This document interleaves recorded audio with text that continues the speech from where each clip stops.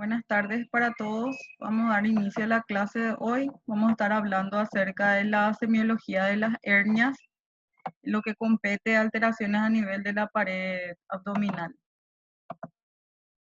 La hernia en sí se puede definir como la salida de órganos a través de una cavidad anatómicamente constituida. O sea, desde la cavidad al exterior por una cavidad o un orificio que esté anatómicamente constituido. O sea, el paciente tiene que ser portador naturalmente de este orificio para que sea considerado una hernia. En cuanto a la anatomía, es bastante importante para que nosotros podamos entender qué es una hernia, cómo tratarla, cómo diagnosticarla. Es un debilitamiento de la pared eh, abdominal y que tiene múltiples etiologías.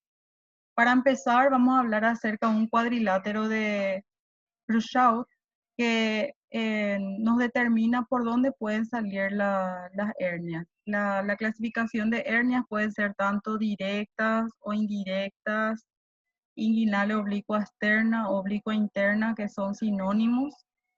Y vamos a estar hablando cómo vamos a hacer el diagnóstico de cada uno. Entonces, los límites anatómicos de este cuadrilátero son arriba una línea horizontal que va a pasar por ambas espinas ilíacas anterosuperiores, que va a ser nuestra línea superior. La línea inferior va a ser una línea que va a pasar a través de nuestra espina del pubis. Y en las que son perpendiculares van a ser una por fuera de la línea media 1 centímetro y otra por dentro de la espina ilíaca anterosuperior 1 centímetro también.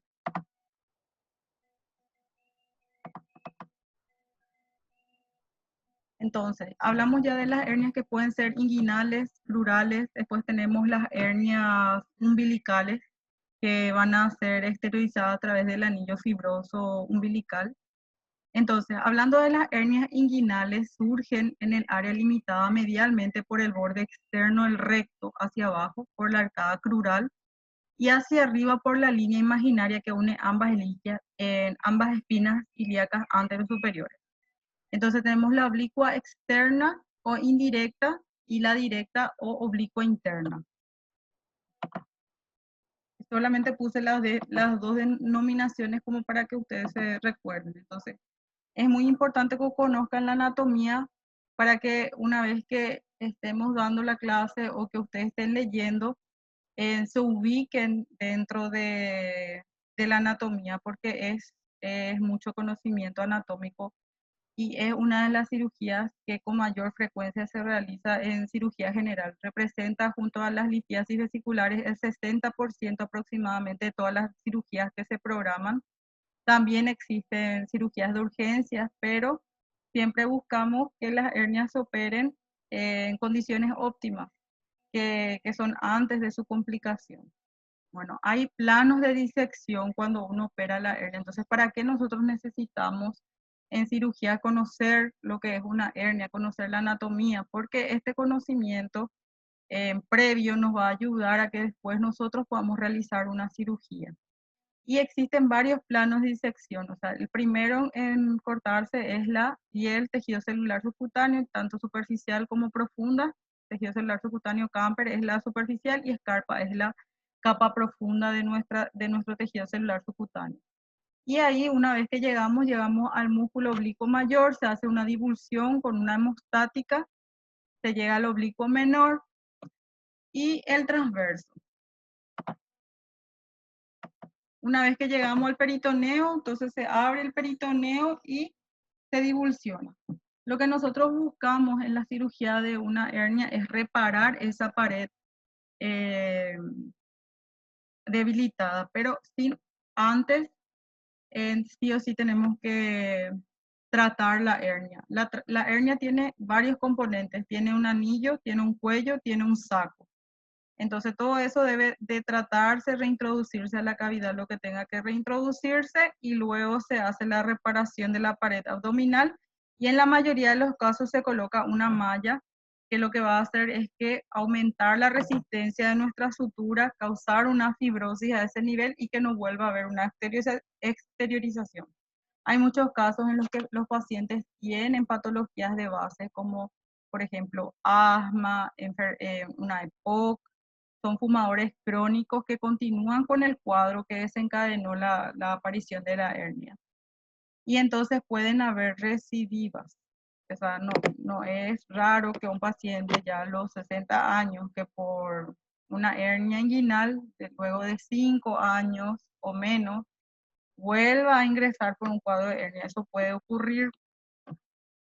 Entonces, tenemos otras estructuras anatómicas de las cuales hablar. Uno es el triángulo de Hesselbach, y por allí es donde se van a exteriorizar las hernias directas. Nosotros, ¿cómo vamos a ver si una hernia es indirecta o directa? La hernia indirecta o oblicua externa es la hernia que se exterioriza por el orificio inguinal profundo y por encima de los vasos epigástricos superiores, que son estos. La hernia inguinal directa entonces se va directamente a exteriorizar por este triángulo por una debilidad de la pared abdominal.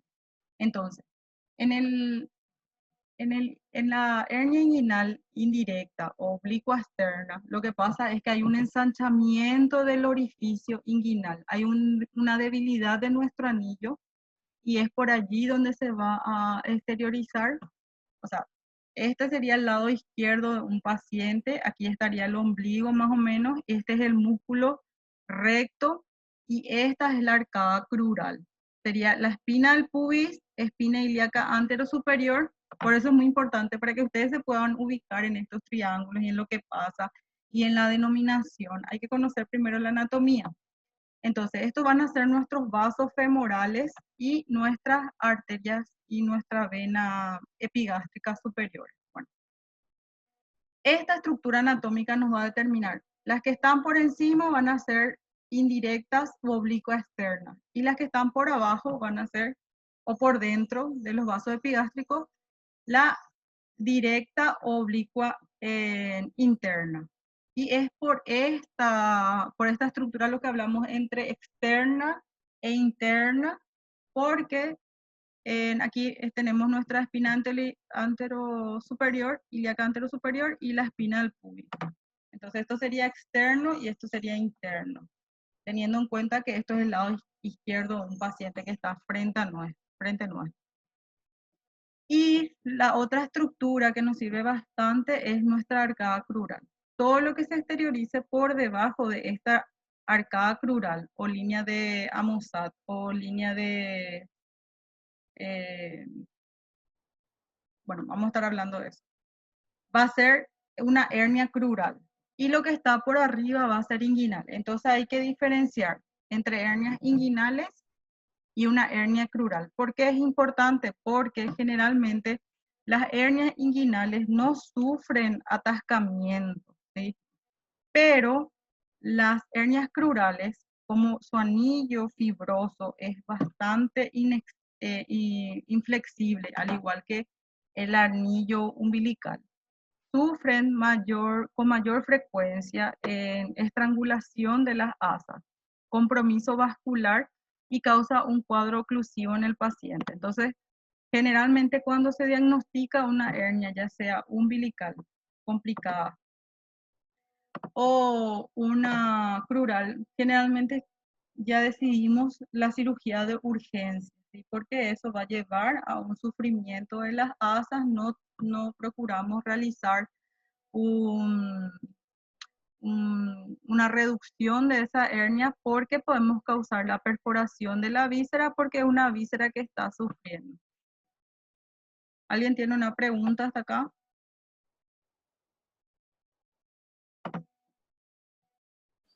No, profe, está bien.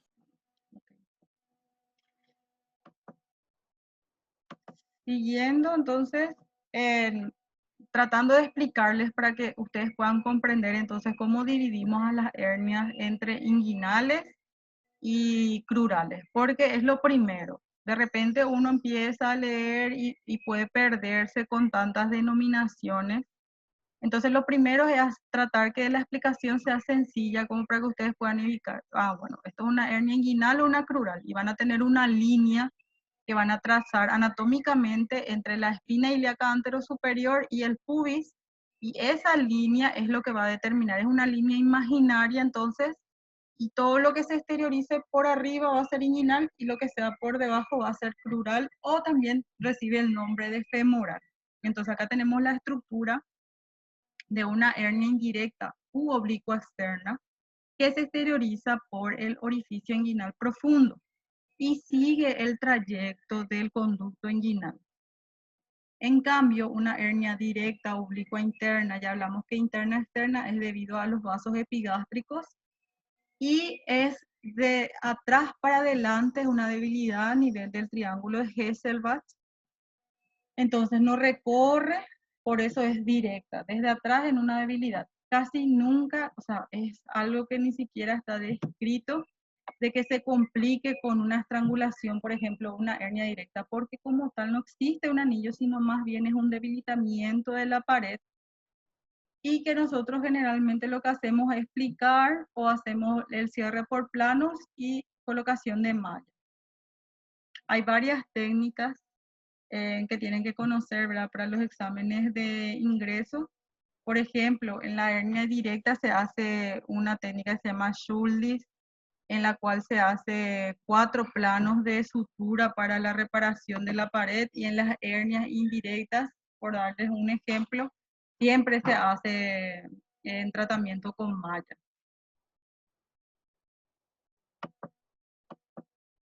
Bueno, las hernias inguinales son más frecuentes en el sexo masculino en una proporción aproximada de 3 a 1. Generalmente esta diferencia está determinada por la mayor persistencia en el sexo masculino del conducto peritoneo vaginal, como así también el tipo de trabajo que desempeñan los varones, que generalmente exige en la mayoría de los casos mayor esfuerzo físico.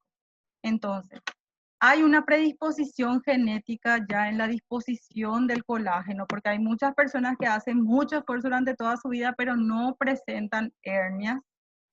En cambio, otras a una corta edad, ya a los 20 años, presentan una hernia inguinal por esfuerzo, porque está asociada a un trabajo. Entonces, hay una predisposición genética, pero que se ve facilitada por un esfuerzo físico, por una enfermedad obstructiva pulmonar, o también pueden ser en casos de personas de mayor edad, por ejemplo, asociados a enfermedades prostáticas, que lo que ocasionan es un mayor esfuerzo a la micción, y ese esfuerzo crónico causa un aumento de la presión intraabdominal, y esta presión intraabdominal aumentada de forma sostenida es lo que va a ocasionar debilidad en estos puntos anatómicos en donde se van a exteriorizar las hernias. ¿Qué se puede exteriorizar en la hernia con mayor frecuencia? Puede ser el epiplom, el colon sigmoides del lado izquierdo o el ciego del lado derecho.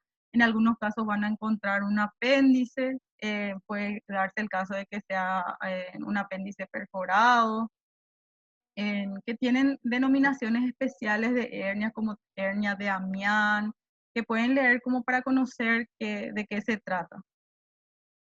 Y entonces, no es que es un factor o una etiología, sino que son varias causas que pueden ocasionar, y hay un pico entre las edades de 20 a 30 años, y el segundo pico sería entre los 60 a 70 años de edad.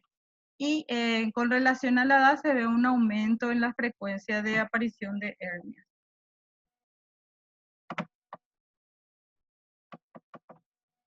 El paciente generalmente refiere que al realizar un esfuerzo brusco siente dolor en la región inguinal y posteriormente se percata la aparición de una tumoración a ese nivel. Entonces, lo más frecuente que van a escuchar de los pacientes es que se percatan de una tumoración que puede ser pequeña, mediana o de gran tamaño. En dicha tumoración va aumentando progresivamente de tamaño y pudiendo no descender al escroto.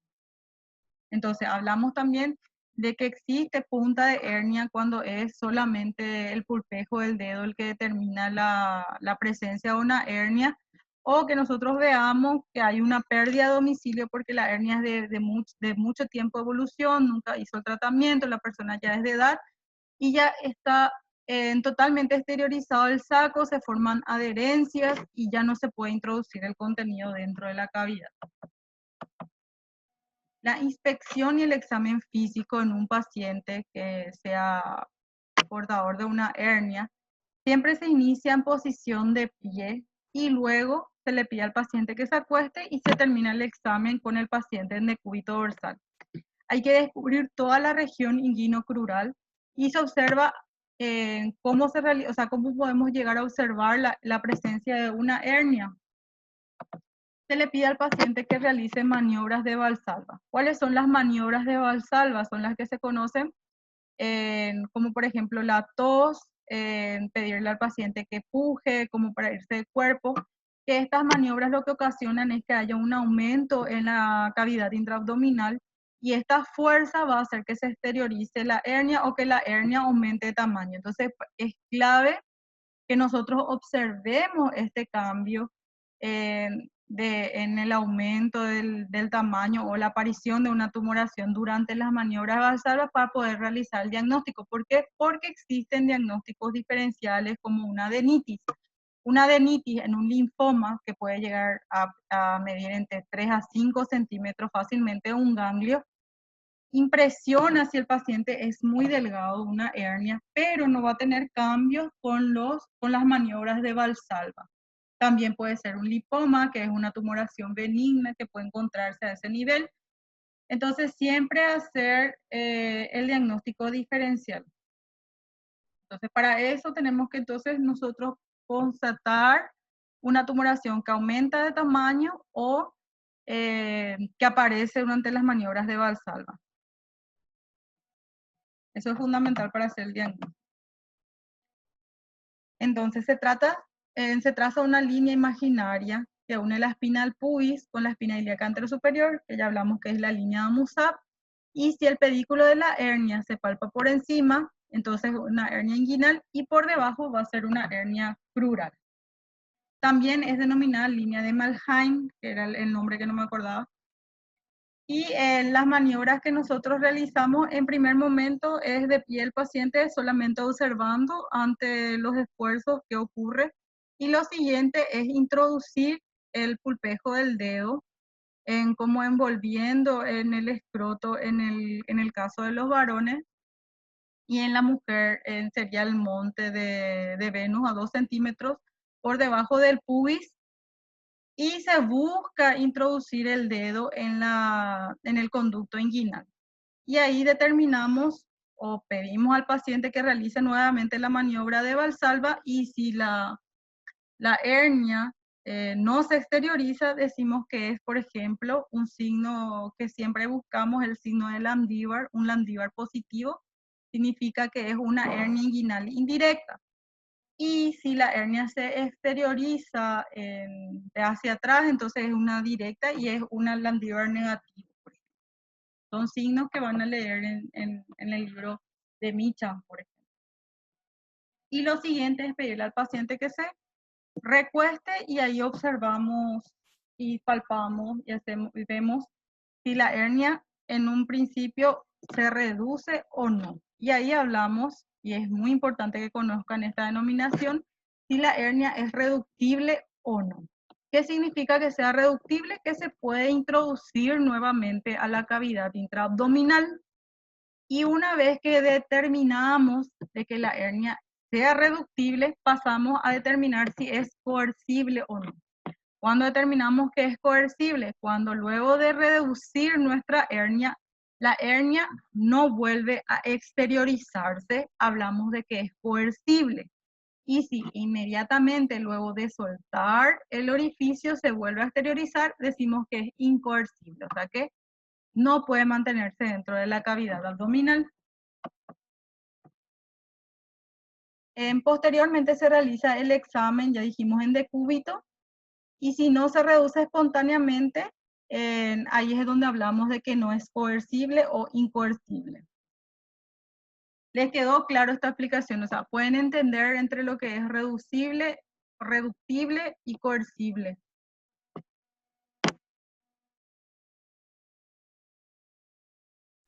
Sí, profe. Pasa que eso es lo que ustedes van a tener que describir en su examen físico cuando hagan, cuando les toque, porque son casos verdaderamente frecuentes. Entonces, lo primero es ver si está complicado o no, cuánto tiempo de evolución tiene, que vamos a estar hablando del cuadro clínico, pero tienen que conocer bien lo que es reductible, irreductible, coercible e incoercible, porque es lo que nos interesa que ustedes sepan describir en el examen físico. Entonces, una vez que esté reducida la hernia, se mantiene el dedo en el anillo profundo y buscamos el signo de Landívar, que si no aparece la hernia, entonces es positivo y nos está hablando de una oblicua externa. Y, o sea, entonces, ¿cuál es el signo para diagnosticar una hernia inguinal indirecta o oblicua externa? El signo de Landívar. Nos sirve para saber eso. Y acá un cuadro para explicar mejor, consiste en reducir la hernia, comprimir el orificio profundo. Con una mano se localiza 2 centímetros por encima de la parte media del pliegue inguinal, a 2 traveses de dedo por debajo, y se invita al paciente a realizar un esfuerzo. Y con la otra mano se observa y se palpa lo que sucede con la tumoración. Si no aparece o no se palpa, entonces es indirecta, y si aparece o se palpa va a ser directa. Pero esta maniobra es para el diagnóstico de las hernias inguinales oblicuas externas o indirectas. Entonces, si la hernia se exterioriza a pesar de mantener el dedo ocluyendo el anillo profundo, entonces se trata de una hernia directa. La hernia directa aparece en la zona débil de la pared posterior del conducto inguinal, donde la fascia transversal y no tiene refuerzo. Y durante la cirugía se puede observar que emerge por dentro de los vasos epigastros. Entonces, la pared posterior del canal inguinal en una vista anterior, se puede observar los músculos que ya les estaba mencionando. El músculo oblicuo mayor, luego el menor y por último el transverso.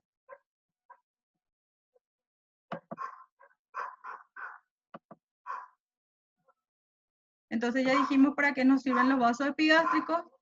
Tenemos el músculo recto, tenemos nuestra arcada inguinal o línea de Musat o de Malgin, y nuestros vasos epigástricos a vista directa nos dice si es una hernia directa o indirecta, y por debajo vamos a tener nuestra hernia crural o hernia también conocida como femoral.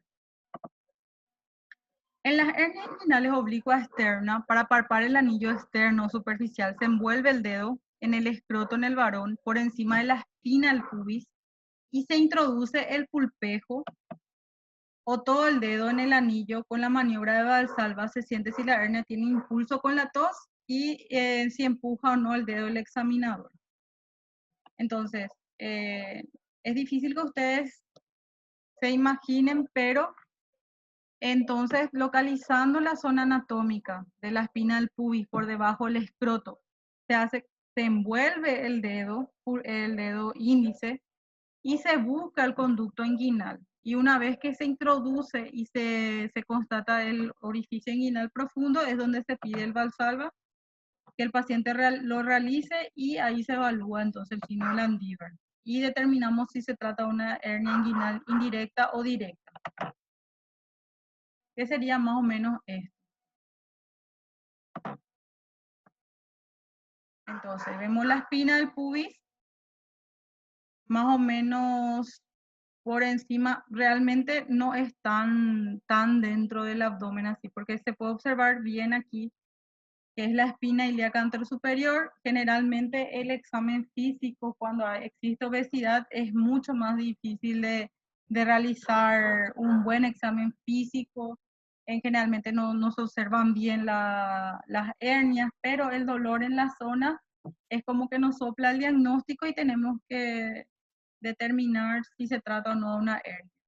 Entonces, este es un signo de la cortina. O sea, nosotros lo que necesitamos es encontrar el orificio inguinal profundo.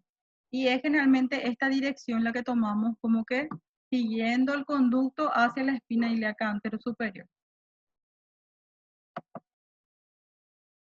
A la percusión generalmente es timpánico cuando el contenido de la hernia es intestino, pero no así cuando solamente puede haber epiplom. Entonces, en ese caso no vamos a tener la percusión timpánica, pero puede darse el caso de que sí, en el caso de que exista intestino. A la auscultación pueden haber ruidos hidroaéreos, eh, siempre y cuando el contenido sea intestinal. Y la hernia inguinoescrotal debe diferenciarse del hidrocele y de los tumores de testículo. El hidrocele no es reductible, presenta transiluminación positiva, esto se busca con la ayuda de una linterna, no tiene pedículo, no se pinza la vaginal y no se puede palpar el testículo. En las hernias estranguladas, las asas intestinales se distienden y no se reducen porque el asa eferente no se puede vaciar debido a la compresión y al edema a nivel del cuello del saco herniario. O sea, sería lo mismo que pasa con una apendicitis. Hay una obstrucción, hay un edema en la pared, el edema va en aumento mientras no se resuelva el cuadro. Y esto lleva luego a la perforación, al sufrimiento del asa y a la necrosis.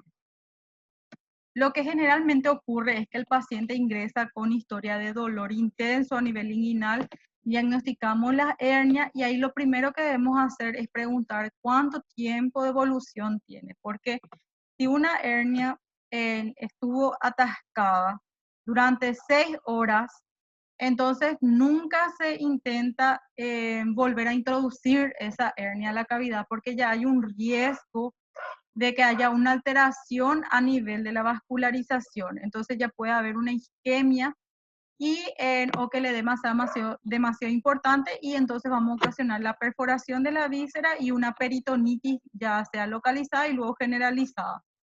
Entonces, si es menos de 6 horas, lo que nosotros hacemos es sedar al paciente o cuando sospechamos de que se trata de una hernia directa o a la palpación en la hernia indirecta notamos que el anillo inguinal es bastante amplio, entonces que no hay riesgo. Lo que hacemos es sedamos al paciente, que puede ser con diazepam, con cualquier tranquilizante que tengamos a mano, y el paciente se relaja la musculatura y tratamos de reducir la hernia. Si se reduce y las molestias pasan, a veces espontáneamente con la relajación ya se logra la reintroducción, a veces no, necesitan maniobras, el cirujano está capacitado para realizar maniobras de reducción y se hace luego un control con una radiografía, se ve que el paciente no está ocluido y puede ir de alta con indicaciones higiénico-dietéticas.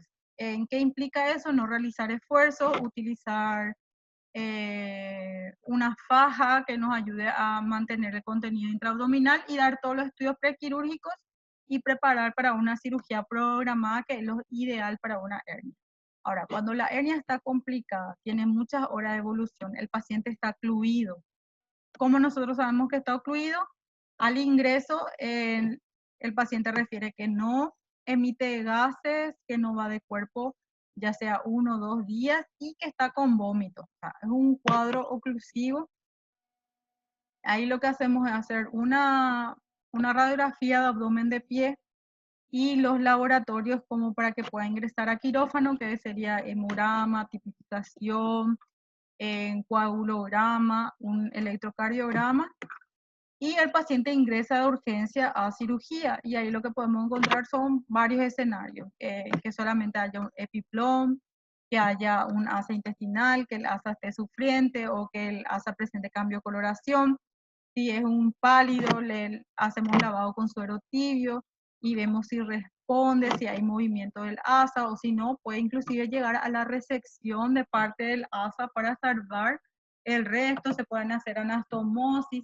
En el caso de que ya perforó dentro de la cirugía, entonces se hace una ostomía para exteriorizar y que pase el riesgo de, porque siempre que hay una peritonitis generalizada y hay perforación de víscera hueca, no es aconsejable hacer la sutura porque hay un riesgo muy aumentado de dehiscencia de la sutura. Te protegemos con una ostomía, que es la comunicación del intestino al exterior.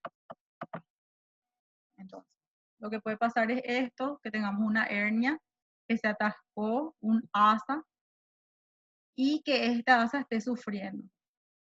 O que sea reciente y que nada más haya una palidez y que al reintroducir que todo mejore. Y lo otro sería que si es de mucha evolución, el paciente esperó mucho para acudir a la urgencia, que ya esté perforada o que esté necrótica y ya no hay caso.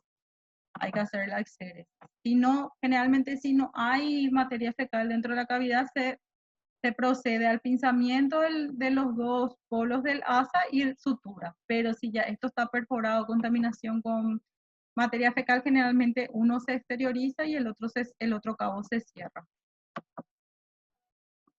Entonces, en las hernias estrangulares, ¿qué es lo que pasa? Hay trastornos circulatorios que llevan a una gangrena y a la perforación del intestino. Y lo último en la evolución de esto sería la peritonitis generalizada, que es lo que nosotros intentamos de evitar. Entonces, cada vez que nosotros diagnosticamos una hernia en el consultorio, ya les explicamos. Siempre tratar de que la causa de nuestra hernia sea subsanada. En el caso de que el paciente realice un trabajo con mucho esfuerzo físico, decirle que ya no puede hacer eso mientras se opere y se recupere.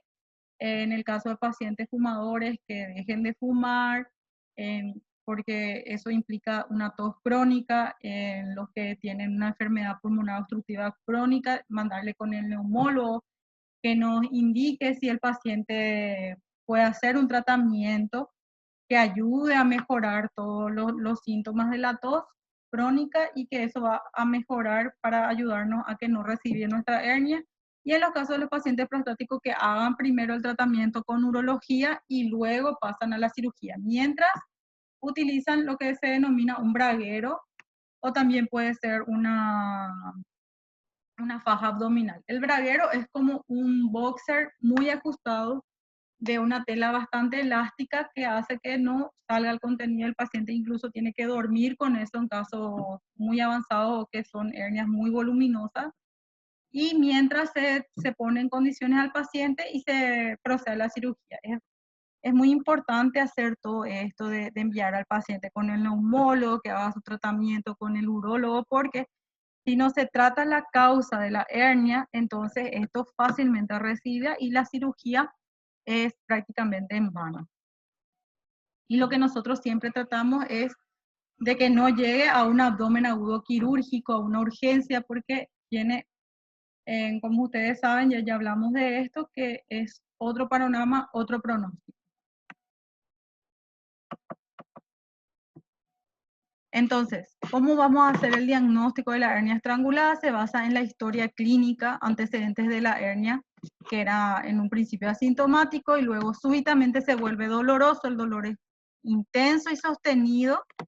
Tenemos una tumoración tensa, irreductible, que se agrega al cuadro con las horas, detención de heces, gases, vómitos. Y en los pacientes obesos que desconocen ser portadores de la hernia, con cuadro de oclusión intestinal, debe realizarse un minucioso examen buscando siempre la indemnidad de la zona herniaria. Porque es bastante, ya cuando a ustedes le toque examinar a un paciente obeso, se van a dar cuenta de lo que les digo. Es totalmente diferente a un paciente que tiene un peso normal. Entonces, los cuadros probables son